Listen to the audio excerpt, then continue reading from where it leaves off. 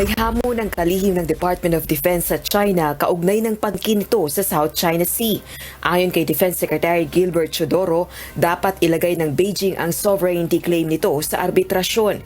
Ginawa ng kalihimang pahayag matapos na magbabala ang China at pinaghahanda ang Pilipinas sa lahat ng potensyal na resulta ng aksyon nito.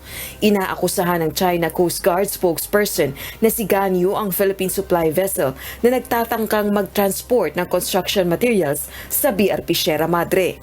Tanong ni Secretary Chodoro kung talagang gusto ng China na ihayag sa buong mundo ang kanilang claim, bakit hindi na lang sila mag-arbitrate sa ilalim ng international law para maliwanag sa lahat kung ano ang karapatan ng kahit sino. Iginiit din ng kalihim na ang Beijing ang siyang patuloy na nanghihimasok sa Philippines territorial waters. Kung talagang gusto nila, kung talaga siguro, hindi sila natatakot na ihayag sa buong mundo ang kanilang claim, bakit hindi tayo magpa-arbitrate sa ilalim ng international law para maliwanag sa lahat kung ano ang karapatan ng kahit sino? Bakit ayaw nila?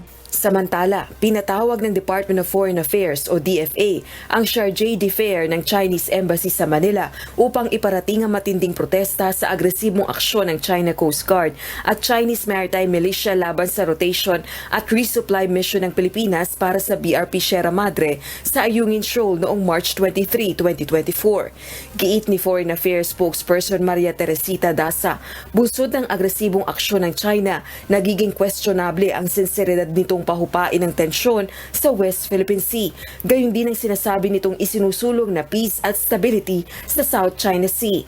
Dagdag pa nito, kahit patuloy nakikipag-ugnayan ng Pilipinas sa China sa pamamagitan ng dialogo at diplomasya sa bilateral at multilateral levels kontra at isinasantabi ng agresibong aksyon ng China ang ASEAN-China efforts upang maitanyag ang kapayapaan at kooperasyon sa rehiyon.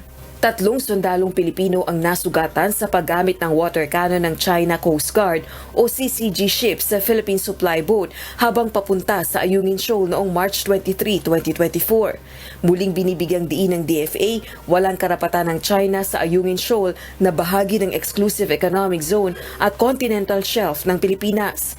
Pinalalayas na rin ng DFA ang Chinese vessel sa lugar at sa ating EEZ. Rosa Licoz, UNTV News and Rescue. Diyos ang aming sandigan, serbisyo publiko ang aming pinahahalagahan.